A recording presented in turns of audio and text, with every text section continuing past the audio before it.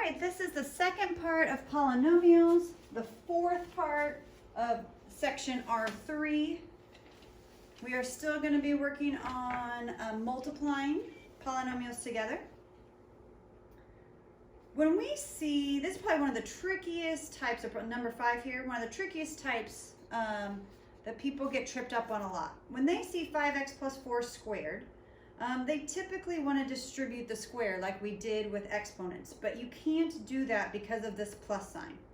The only time you can distribute an exponent into a parentheses is if everything inside is being multiplied or divided. If there's an addition or subtraction sign, you cannot distribute the square.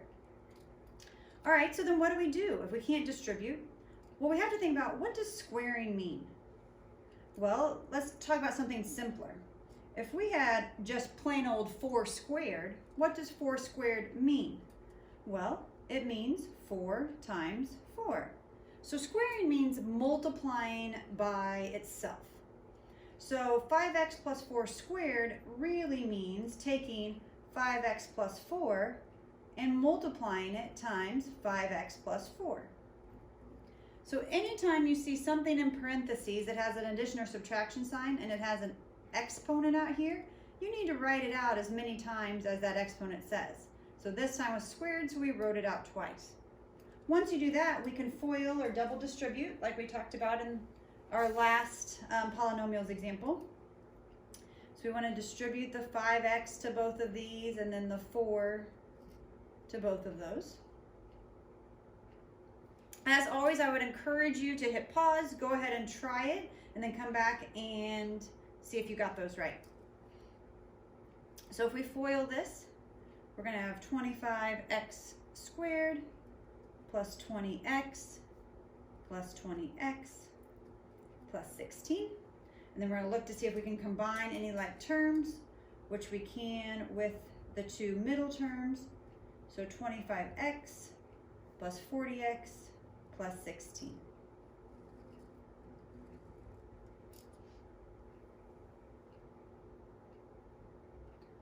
All right, now number 6 is a little different. Now we have 3 different things that we are multiplying here. We have an x, we have an x squared minus 4, and we have an x plus 5. When you have more than 2 items that you're multiplying, you just need to pick 2 to start with, doesn't matter which 2, and multiply those first, ignoring the third one. So I am going to pick the first 2. I'm going to multiply those 2 together. I'm going to ignore the x plus 5.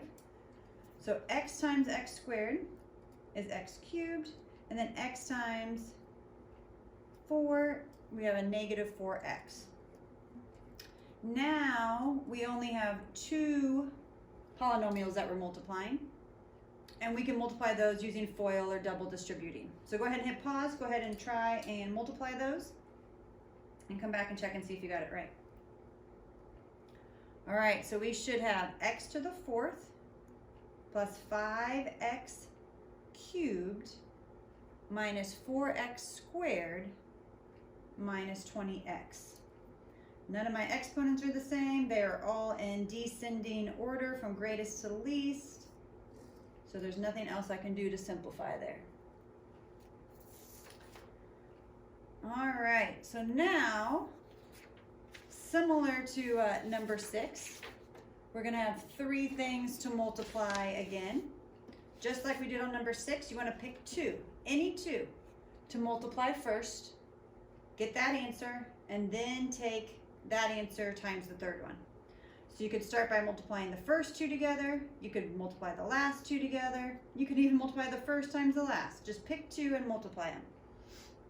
If you want your work to look similar to mine, I'm going to pick the first 2 to multiply. But go ahead and hit pause and try it and come back and check.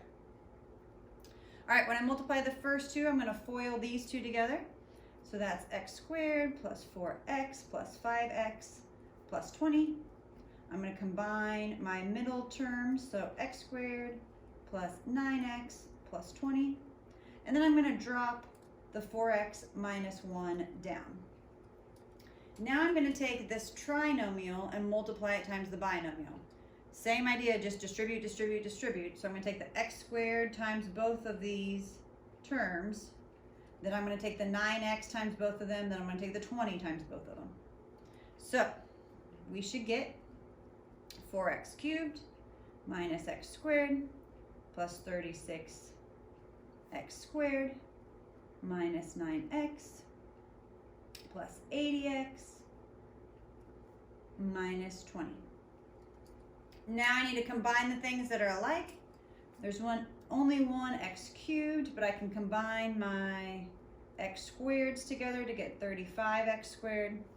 I can combine my x's together to get 71x, and then I have a minus 20 at the end. All right, last one, number 8, 3x minus 4 cubed.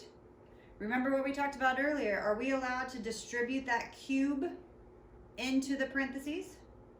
If you said no, you are correct because of this subtraction sign right here. Remember, if there's a subtraction or addition, you cannot distribute into the parentheses. Instead, we have to think about what cubing means. And if you said multiply by itself 3 times, you are correct. So that means we have to write out 3x minus 4 3 times.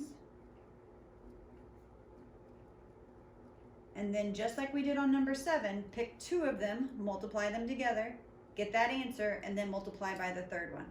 Go ahead and give that a try. Hit pause and then come back and check. This time it's not going to matter which 2 you pick to multiply because they're all the same.